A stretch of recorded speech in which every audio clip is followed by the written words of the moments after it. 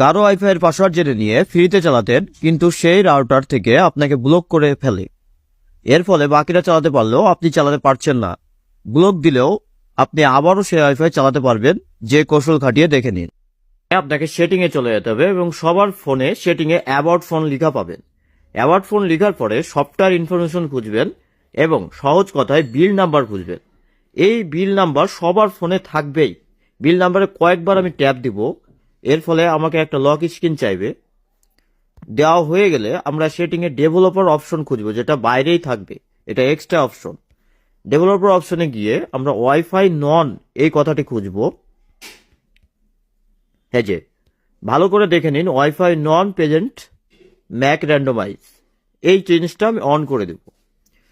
এরপরে আমরা সোজা ওয়াইফাইটি রিমুভ করে ফেলবো।